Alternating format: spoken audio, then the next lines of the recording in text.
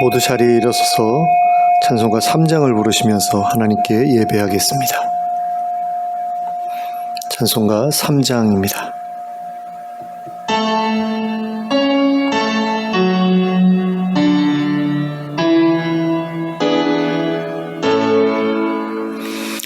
성부 성자와 성령 찬송과 영광 돌려보내세 대초로 지금까지 또 영원 무궁토록 성삼위께 영광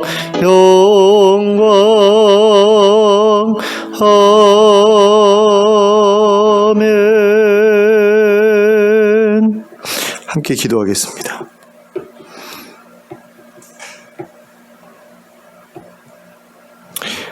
사랑과 은혜가 풍성하신 하나님 아버지, 오늘 저희에게 복된 주일을 허락하시고 이렇게 함께 모여 예배하게 하심을 감사합니다.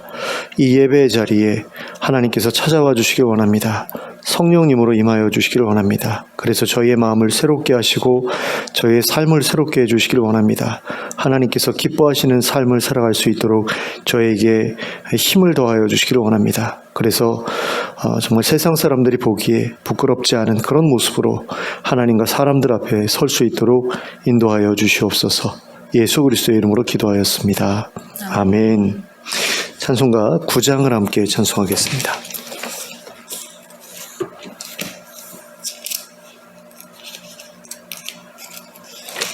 찬송가 9장입니다.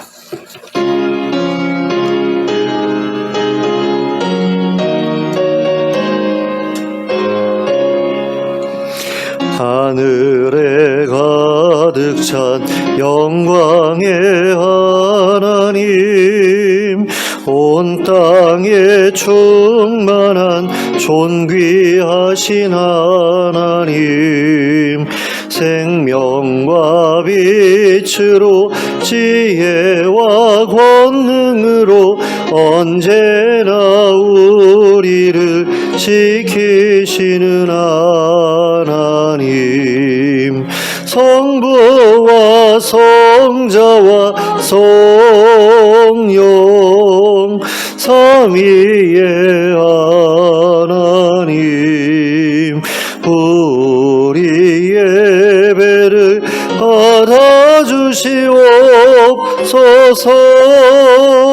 사랑이 넘치는 자비하신 하나님, 은혜가 풍성한 구원의 하나님, 참회의 심령에 평안을 주시옵고 죄악과 어물을 용서하여 주소서. 찬송과 영광과 생명 구원의 하나님, 우리 예배를 받아주시옵소서.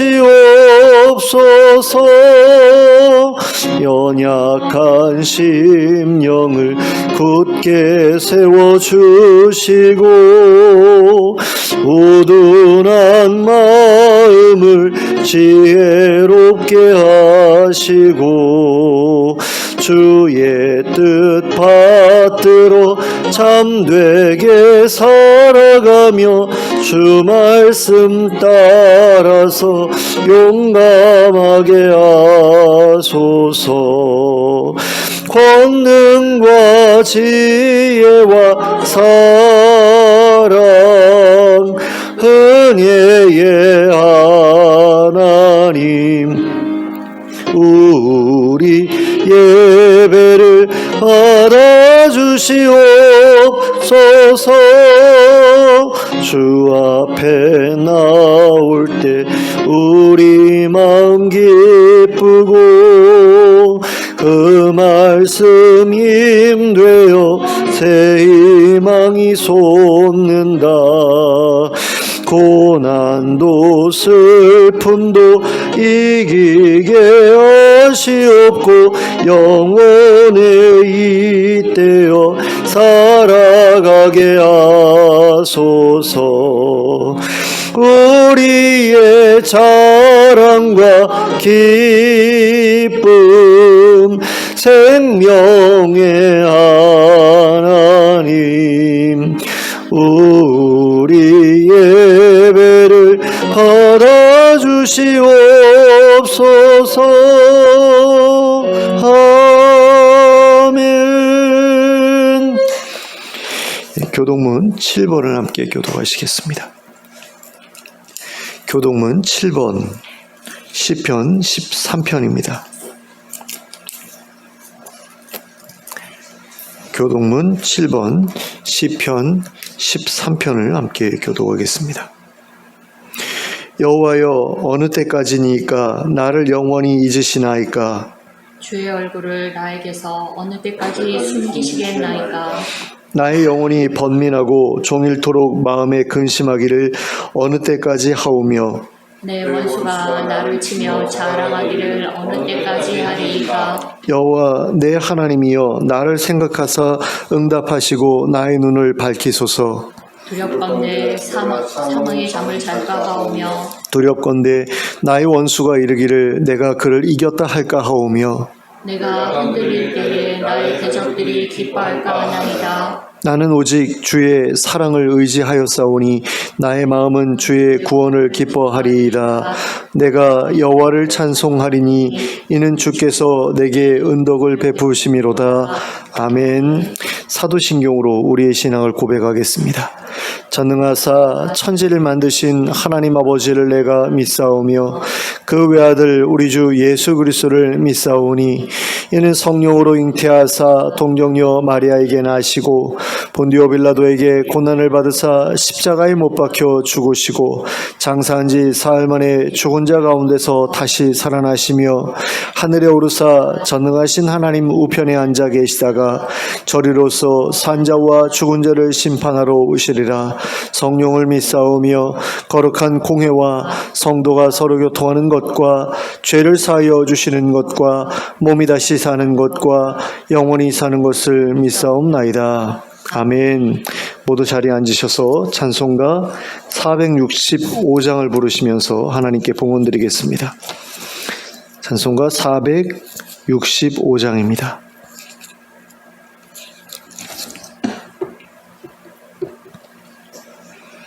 네, 찬송가 465장 함께 찬송하겠습니다.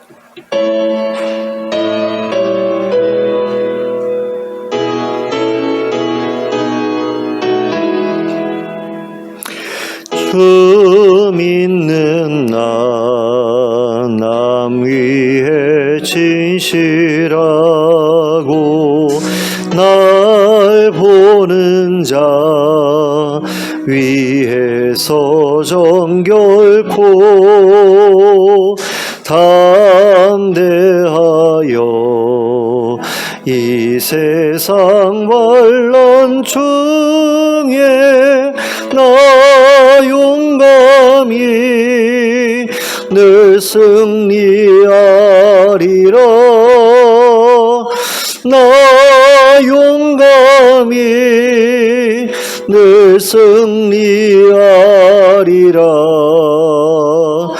저 원수도 내 참된 친구 삼고 남주면서 행한 일 잊으리. 연약한 나 늘 온유 겸손하여 늘 섬기며 기쁘게 살리라. 늘 섬기며 기쁘게 살리라. 늘 바빠도 나 힘써 기도하며 주와 함께 늘 교제하리라. 주 가신 길 그 발자취를 따라 믿음으로 늘 살게 하소서. 믿음으로 늘 살게 하소서. 아멘. 함께 기도하겠습니다. 사랑과 은혜가 풍성하신 하나님 아버지, 한 주간 동안 저희의 삶을 보살펴 주셔서 감사합니다. 그래서 이 자리에 이렇게 함께 모일 수 있게 해주셨는데, 하나님께서 우리를 얼마나 사랑하시고 우리의 삶에 관심을 가지고 계시고 또 정말 그 모든 상황들을 눈동자같이 살펴보고 계신다는 사실을 우리가 확실히 알게 되길 원합니다. 그래서 우리가 힘들 때마다 하나님께 나아가서 기도할 때 하나님께서 저희의 기도를 들으시는 것을 저희가 경험할 수 있길 원합니다. 저의 삶의 여러 가지 어려움들을 하나님께서 하나하나 해결해 주시는 것을 우리가 보게 되길 원하고, 또 우리에게 그 문제들을 해결해 나갈 수 있는 힘 주시는 것을 저희가 경험할 수 있게 되길 원합니다. 그래서 늘 하나님과 동행하는 인생이 될 수 있기를 원하고, 또 그 가운데서 하나님께서 일하시는 것을 늘 목도하는 인생이 될 수 있기를 원합니다. 하나님, 저희 교회 성도님들의 삶을 보살펴 주시기를 원합니다.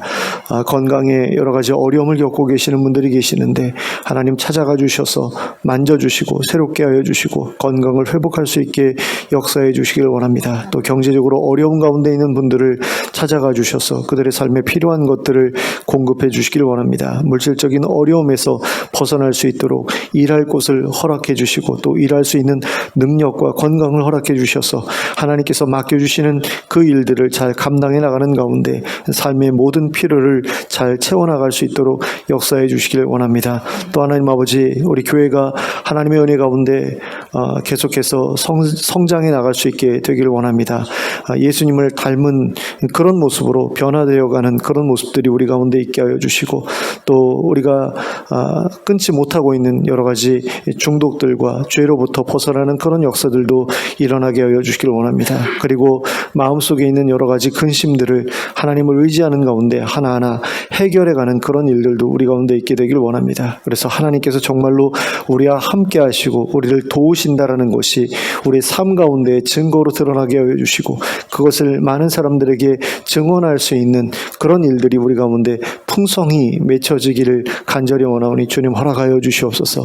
그래서 하나님께서 우리와 동행하시고 우리와 동거하신다는 증거들이 계속해서 많은 사람들에게 보여지게 하여 주시고, 그것을 통해서 하나님을 알고자 하는 이들이 점점 더 늘어나게 하여 주시고, 하나님께로 나오는 사람들도 점점 더 늘어나게 하여 주시옵소서. 그래서 교회가 힘을 얻어가는 가운데 하나님 나라의 아름다운 모습을 이 교회를 통해서 세상에 증거하는 그런 교회가 될 수 있도록 주님의 은혜를 베풀어 주시길 원합니다.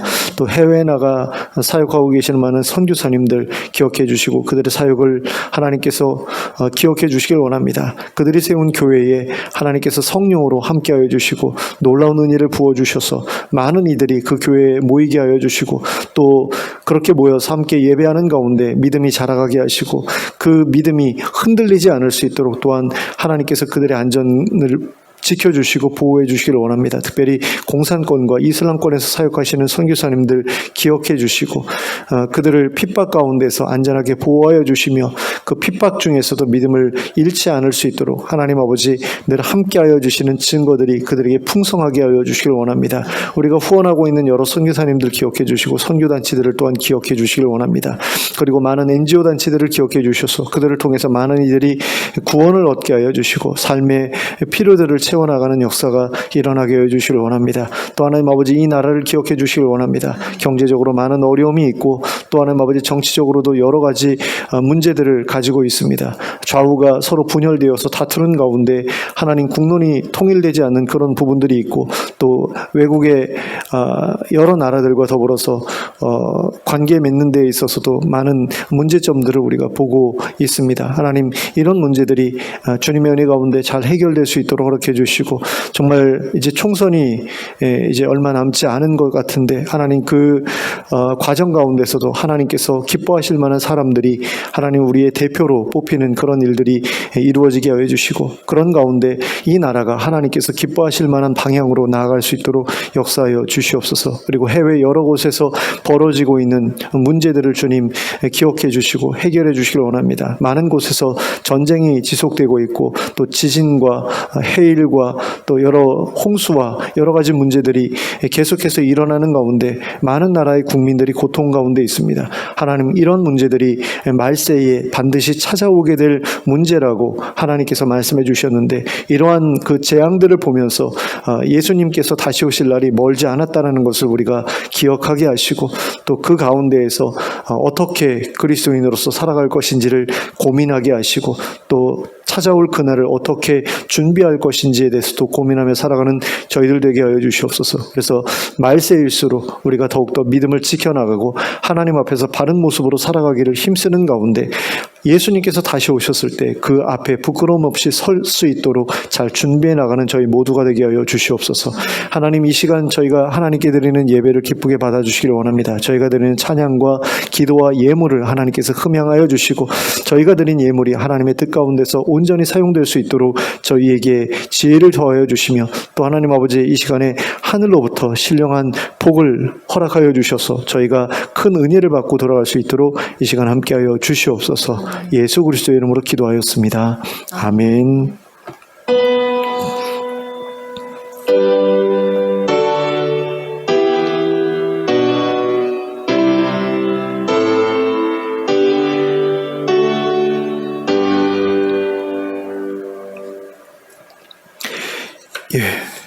그 주중에도 교회 성도들을 위해서 서로 위해서 좀 기도했으면 좋겠습니다. 특별히 아픈 분들, 그리고 경제적인 어려움 가운데 있는 분들 위해서 기도해 주시기를 부탁드립니다. 좌우를 둘러보시면서 인사 나누시기 바랍니다. 잘 오셨습니다. 잘 오셨습니다. 반갑습니다.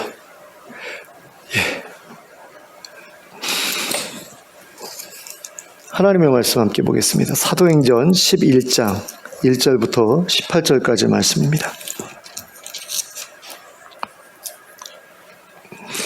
사도행전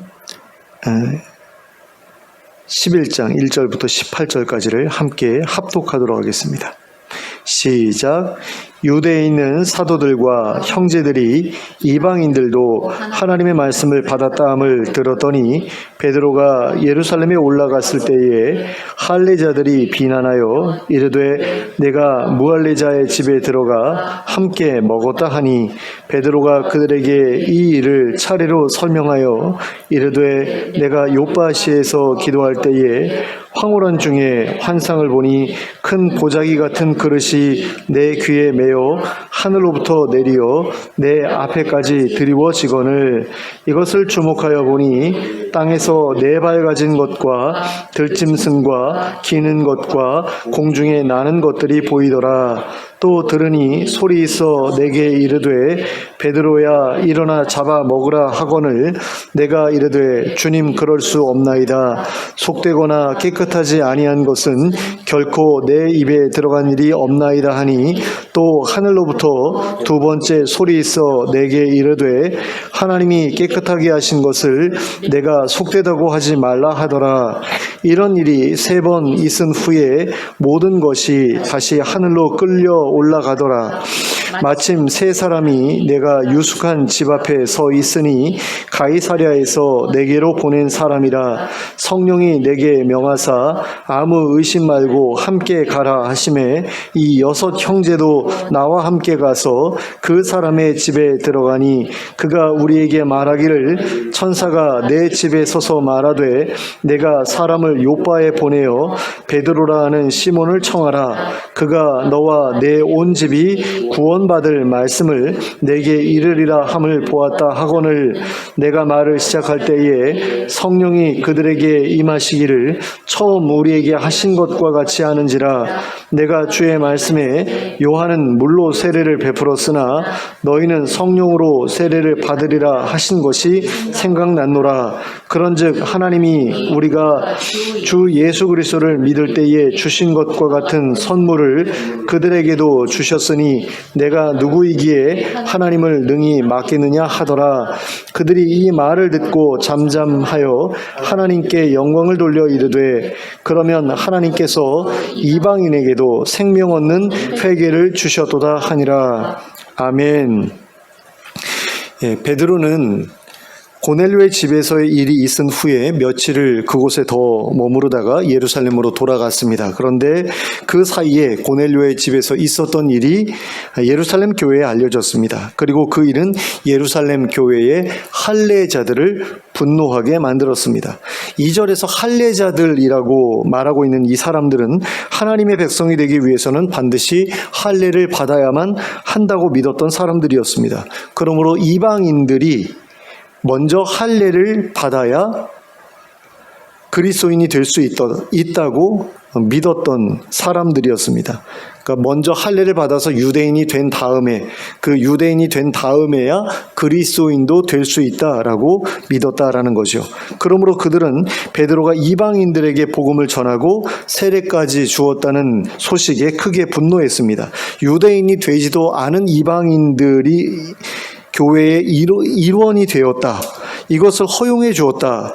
라는 것은 옳지 않은 일이다라고 생각했기 때문입니다. 그래서 그들은 베드로가 예루살렘에 도착하자 어떻게 사도라는 사람이 무할례자의 집에 들어가 함께 식사를 할 수 있느냐면서 베드로를 비난했습니다. 원래 유대인들은 이방인의 집에 들어가거나 그들과 함께 식사를 하는 것이 율법으로 금지되어 있었기 때문입니다. 또한 베드로가 유대교의 관습을 어기고 이방인들을 교회의 일원으로 받아들였다는 소식이 유대 사회에 퍼져 나가게 된다면 앞으로 유대인들에게 복음을 전하는 일에 있어서도 많은 어려움이 따르게 될 것이라고 생각했기 때문입니다. 그래서 그들은 베드로의 행동이 매우 경솔한 행동이었다고 생각할 수밖에 없었습니다. 또한 부정한 이방인들을 자기들의 형제로 받아들이는 데에 대한 거부감도 적지 않았기 때문에 베드로의 행동에 대해 부정적인 태도를 취할 수밖에 없었습니다. 그래서 베드로는 그 사람들 앞에서 자기들에게 일어났던 일과 고넬료에게 일어났던 일, 그리고 고넬료의 집에서 일어났던 일을 차례대로 자세히 설명해 주지 않을 수가 없었습니다. 본문에 기록된 베드로의 설명을 간단하게 정리하면 다음과 같습니다. 첫째는 하나님께서 내게 환상을 보여주시면서 하나님이 깨끗하다 하신 것을 부정하다고 말하지 말라고 말씀하셨다. 둘째는 내가 고넬료의 초청을 받아들인 것은 성령님께서 내게 그들의 초청을 받아들이라고 말씀하셨기 때문이었다. 셋째는 고넬료가 나를 초청한 것도 하나님의 말씀에 따른 것이었다. 넷째는 내가 고넬료와 다른 이방인들에게 세례를 준 것은 성령님께서 그들에게 임하셨기 때문이었다. 이렇게 4가지로 정리해 볼 수가 있습니다. 이처럼 베드로는 자신이 행한 일을 설명함에 있어서 그 모든 일들이 하나님의 뜻과 하나님의 명령과 하나님의 일하심 속에서 이루어진 일이었음을 강조하였습니다. 그리고 이러한 베드로의 설명을 들은 할례자들은 그제야 하나님께서 이방인들에게도 생명 얻는 회개를 허락해 주셨다고 인정하였습니다. 하나님께서 이방인들에게 할례를 받지 않고서도 그리스도인이 될 수 있는 길을 열어주셨다고 인정하게 되었다는 것입니다. 그런데 이와 같은 일이 있었음에도 불구하고 할례자들이 가지고 있었던 고정관념은 잘 바뀌지 않았습니다. 그래서 이 사건이 일어나고 얼마 지나지 않아 안디옥 교회에서 다시 이 문제를 놓고 심각한 논쟁이 벌어지기도 했습니다. 그리고 결국에는 예루살렘 교회에서 열린 사도들의 회의를 통해 이방인들이 할례를 받지 않아도 그리스도인이 될 수 있다는 최종적인 합의가 이루어지게 되었습니다. 그런데 과연 이러한 합의가 이루어진 다음에는 모든 할례자들이 이방인 출신의 그리스도인들을 믿음의 형제로 받아들이게 되었을까요? 그렇지는 않았을 것입니다.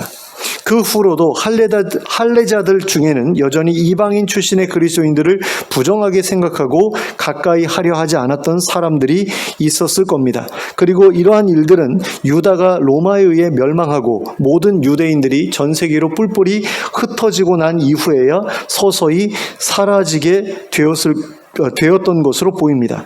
그런데 그 이후로 오랜 시간이 흐른 다음 미국이라는 나라에서도 이와 비슷한 일들이 벌어졌던 것을 볼 수 있습니다. 백인들이 흑인들을 노예로 부리던 시대에 벌어졌던 일이었습니다. 당시의 백인들 중에는 흑인들을 자신과 동등한 인간으로 여기지 않았던 사람들이 많았습니다. 그들은 흑인들을 짐승보다는 조금 낫지만 인간보다는, 그러니까 자기들 같은 백인들보다는 많이 하등한 존재라고 생각했습니다.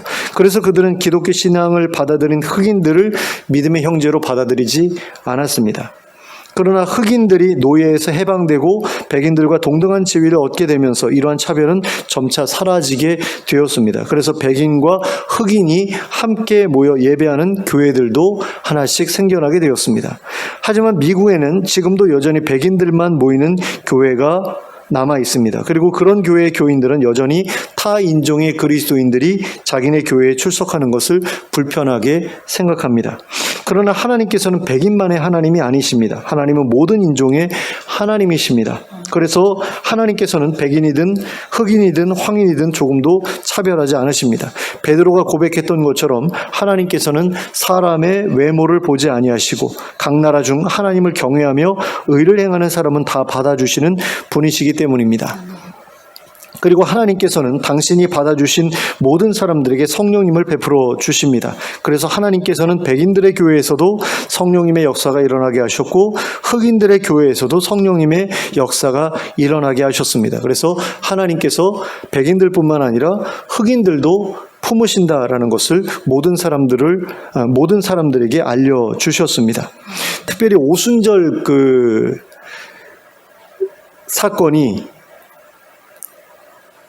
미국에서 다시 한번 벌어진 적이 있죠. 그래가지고 그 오순절이라는 종파가 생겨났던 것을 보게 되는데 그 오순절 종파의 대다수가 이제 흑인들이었던 것을 보게 되거든요. 그러니까 그런 일을 통해서 하나님께서는 모든 인종을 품으시는 하나님이다라는 것을 알려주셨는데요. 그러한 하나님의 역사를 보면서 베드로와 동일한 깨달음을 얻게 된 그리스도인들 중에는 동양의 황인들에게도 하나님의 복음을 전해야겠다고 생각하는 사람이 생겨나게 되었습니다. 그리고 그러한 이들의 헌신을 통해서 조선이라는 나라에도 기독교가 들어오게 되었던 것을 봅니다. 그런데 미국의 교회가 그랬던 것처럼 조선에 세워진 교회에서도 차별이 있었던 것을 볼 수 있습니다. 양반 그리스도인과 상민, 천민 그리스도인들 사이의 차별이었습니다. 하지만 선교사들은 이러한 차별을 없애기 위해 노력했고 그러한 노력으로 인해 백정이 교회의 장로가 되는 일도 생겨났고 갓바치가 교회의 장로가 되는 일도 생겨났습니다.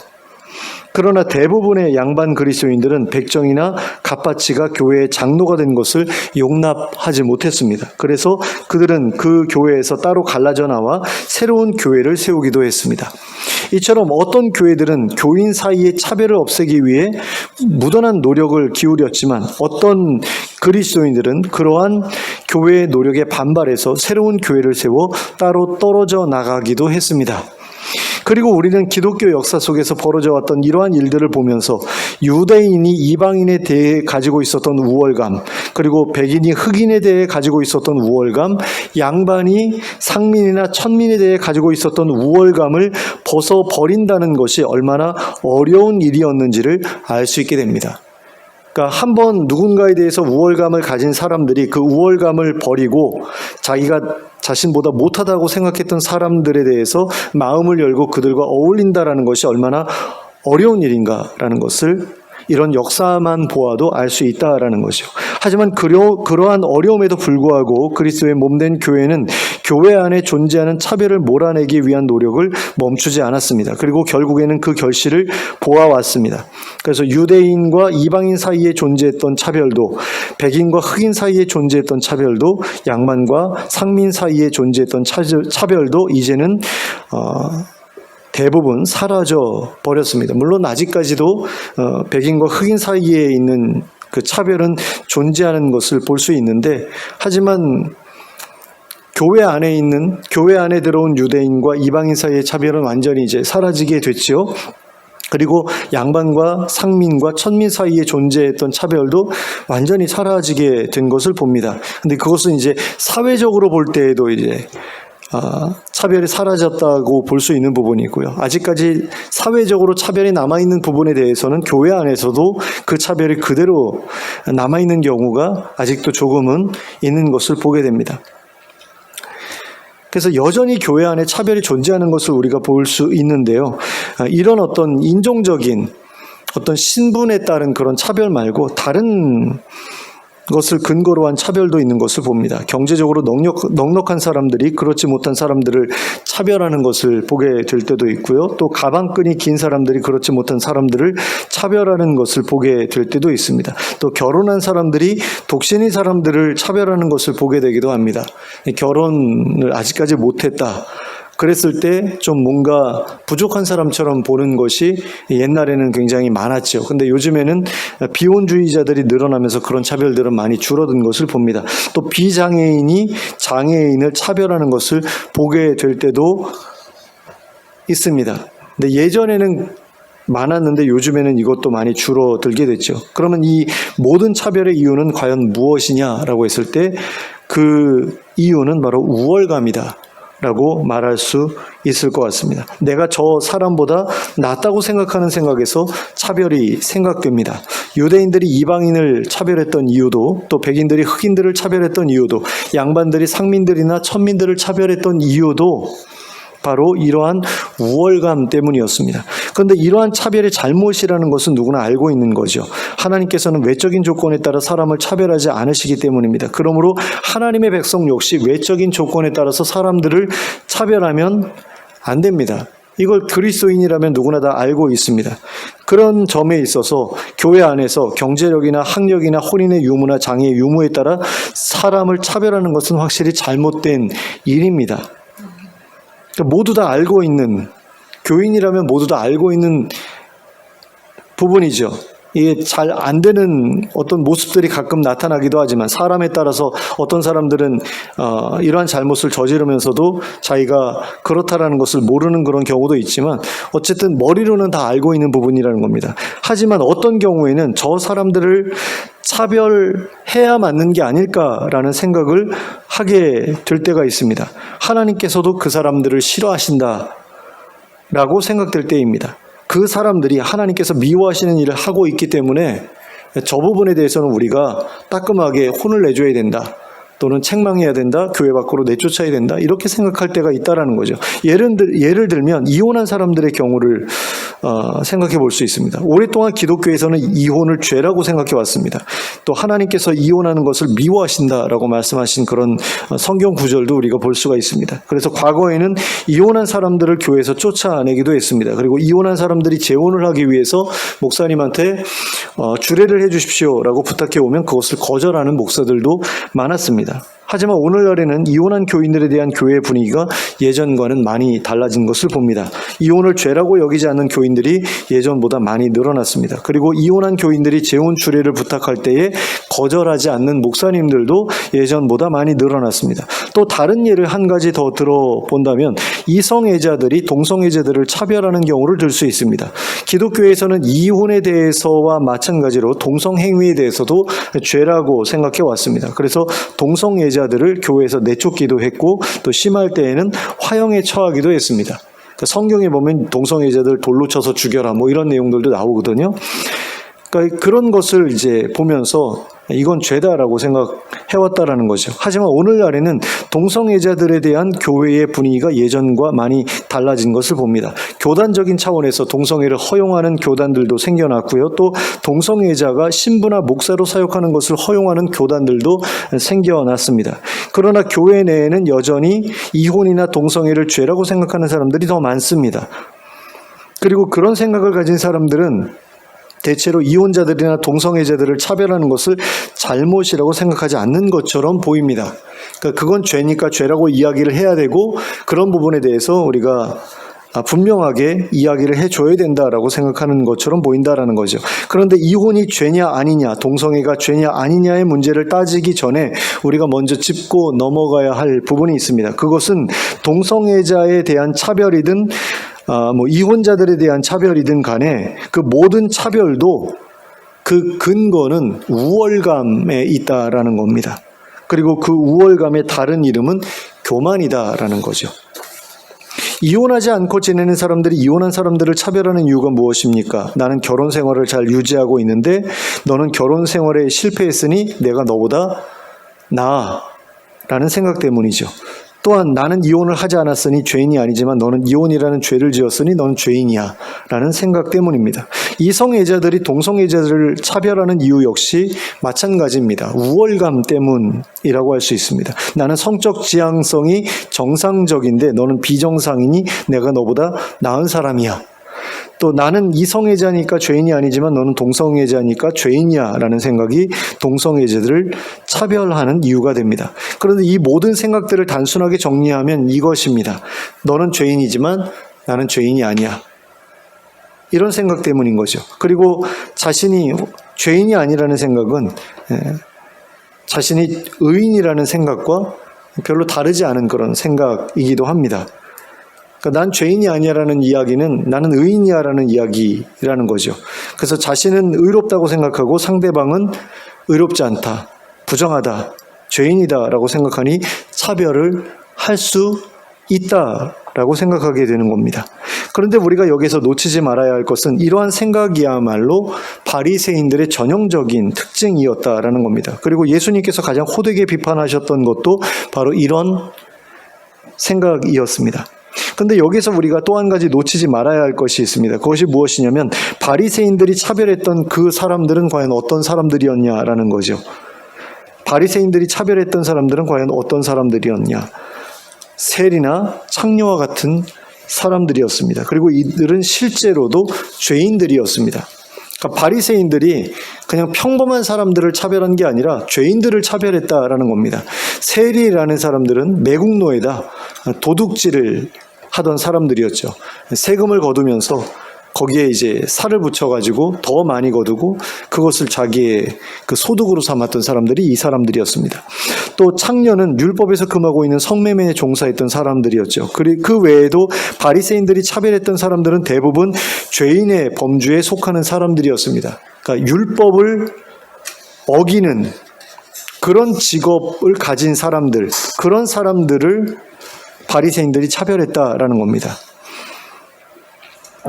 그러므로 바리새인들이 차별했던 사람들은 죄인들이 분명했고요. 그러한 차별은 일견 정당한 것으로 여겨졌습니다. 하지만 예수님께서는 바리새인들이 이러한 죄인들을 차별하는 것에 반대하셨습니다. 예수님께서 보시기에는 바리새인들 역시 하나님 앞에서 죄인이었기 때문입니다. 그리고 이처럼 바리새인들이 죄인들을 차별했던 것이 잘못이었다고 한다면 기독교인들이 죄인들을 차별하는 것 역시 잘못이라고 할 수 있습니다. 기독교인들이 이혼자들이나 동성애자들을 차별하는 것 역시 잘못이라고 할 수 있다라는 겁니다. 바리새인들은 예수님을 믿지 않는 사람들이었고, 그러니까 죄사함을 받지 않은 사람들이었고, 그러니까 의인이 아니었기 때문에 그렇게 차별하는 것은 잘못이지만 기독교인들은 예수님을 믿었고 또 죄사함도 받았고 그래서 의인이 되었고 그러니까 차별해도 된다? 이것도 사실 말이 안 되는 이야기거든요. 왜 그렇습니까? 의로우신 예수님조차도 죄인들을 차별하지 않으셨기 때문입니다. 그러니까 예수님도 차별하지 않으셨는데 우리가 다른 사람들을 차별한다? 이건 말이 안 된다라는 거죠. 우리보다 더 의로우신 분도 죄인들에 대해서 죄인이라고 정죄하지 않으셨는데 우리가 그렇게 한다? 이건 말이 안 되는 이야기다라는 겁니다. 그래서 기독교인들이 죄사함을 받아 의롭게 되었다고 하더라도 죄인들을 차별할 권한 같은 것을 가지게 된 것은 아니라는 것을 반드시 기억할 필요가 있습니다. 그런 점에서 동성애자가 죄인이냐 아니냐의 문제를 떠나서 동성애자를 죄인이라고 비난하는 것은 아주 큰 문제가 되는 행동이라고 할 수 있습니다. 그러한 행동은 예수님께서 미워하셨던 바리새인들의 행동과 똑같은 행동이기 때문입니다. 바리새인들이 죄인들을 정죄했던 것이나 우리가 죄인들이라고 생각하는 사람들을 정죄하는 것이나 하나도 다를 바 없는 행동이기 때문입니다. 자, 이제는 모든 그리스도인들이 인종이나 신분이나 경제력이나 학력이나 혼인이나 장애 여부에 따라 사람들을 차별해서는 안 된다는 사실을 알고 있습니다. 교회 안에서든 밖에서든 이러한 것들을 이유로 차별을 하는 것이 잘못이라는 것을 모르는 그리스도인은 없습니다. 하지만 여전히 많은 수의 그리스도인들이 죄인을 차별하는 것에 대해서만큼은 잘못이 아니라고 생각하는 것을 보게 됩니다. 여전히 많은 수의 그리스도인들이 이혼자들을 차별하고 동성애자들을 차별하고 알코올이나 마약이나 도박에 중독된 사람들을 차별합니다. 하지만 하나님께서 베드로에게 이방인들을 차별하지 못하게 하셨던 것과 마찬가지로 예수님께서는 제자들에게 죄인들을 차별하지 못하게 하셨습니다. 예수님 자신도 죄인들을 정죄하지 않으셨습니다. 그들을 차별하거나 비판하지 않으셨다라는 겁니다. 그런데 예수님께서 유일하게 정죄하시고 비난하셨던 사람들이 있었지요. 누구입니까? 죄인들을 정죄하고 차별하고 비난했던 바리새인들을 예수님께서는 정죄하고 비난하셨습니다. 그리고 우리는 이러한 예수님의 모습을 보면서 예수님이 그 어떤 죄보다도 더 큰 죄로 여기셨던 죄가 무엇인지를 알 수 있게 됩니다. 그것이 바로 우월감이라는 감정에서 비롯된 교만이라는 태도와 교만이라는 태도에서 비롯된 차별이라는 행위였습니다. 이 우월감과 교만과 차별이라는 죄야말로 성매매나 동성애보다 예수님께서 더 미워하셨던 죄였다라는 겁니다. 그런데 바리새인들도 그리고 할례자들도 우월감과 교만과 차별이라는 이 무서운 죄에서 벗어나지 못했던 것을 보게 됩니다. 참 어려워했던 것을 보게 되고요. 결국 하나님께서 직접 나서신 다음에야 이런 문제들이 조금씩 해결되었던 것을 봅니다. 근데 어쨌거나 하나님께서 이 죄를 너무나 싫어하신다는 것, 예수님께서도 이 죄에 대해서 너무나 미워하셨고 이 죄를 정죄하셨다는 것을 우리가 기억할 필요가 있습니다. 그래서 반드시 이 죄에서 벗어나도록 노력해야 합니다. 예수님께서 그 어떤 죄보다도 더 미워하셨던 죄가 이 죄이기 때문에, 그리고 이 죄야말로 성령님께서 하나 되게 하신 믿음의 공동체를 무너뜨리는 죄이기 때문에 우리는 이 죄를 그냥 내버려 두어서는 안 됩니다. 그러면 우리는 어떻게 해야 이 죄에서 벗어날 수 있겠습니까?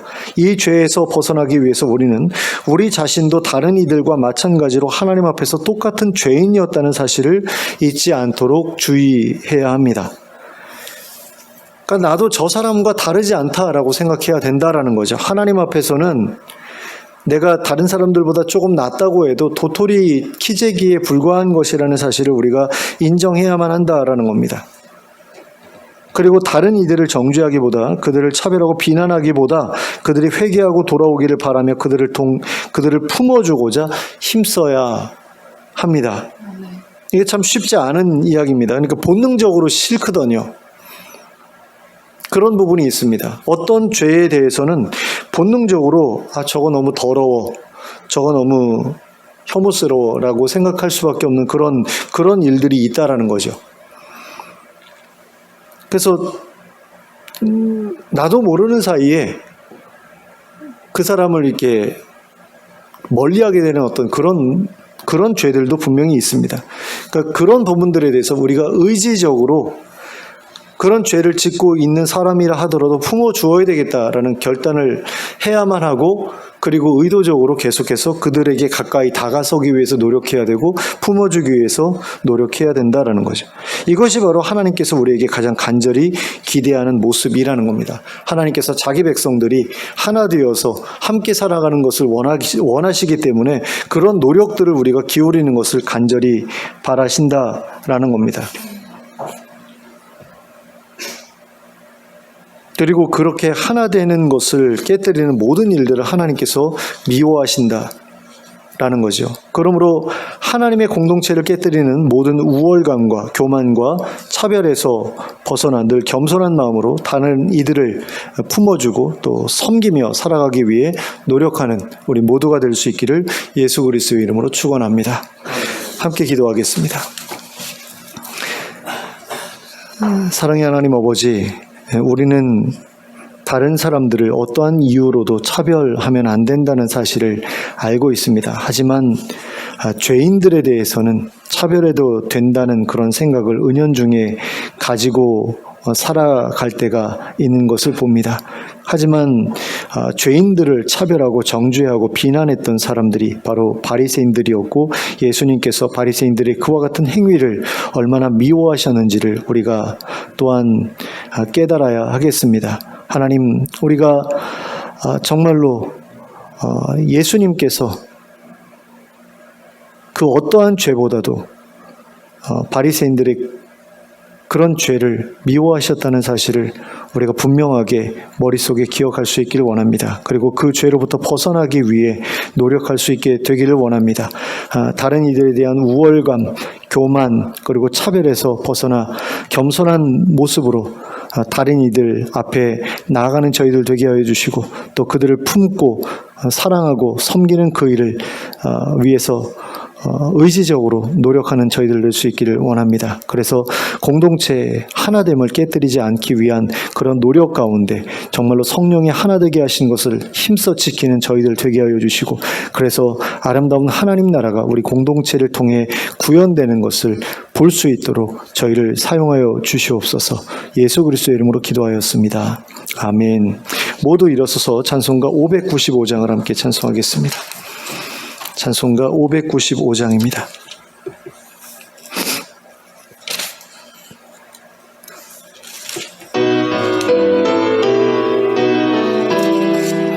나 맡은 본분은 보조를 높이고 묻 영혼 구원 얻도록 잘 인도함이라. 부르심 받들어 내 형제 섬기며 구주의 뜻을 따라서 내 정성 다하리. 주 앞에 모든 일 잘 행케 하시고 이후에 주님 배울 때 상 받게 하소서.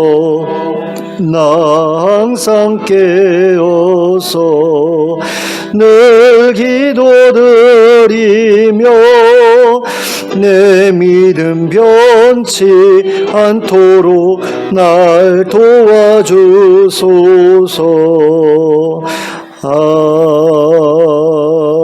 아멘. 함께 기도하겠습니다.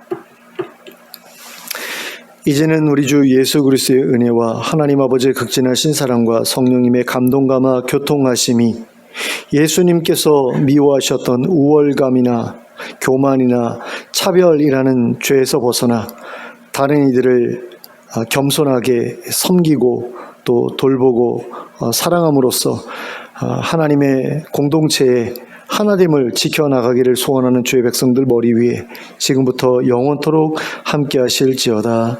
아멘.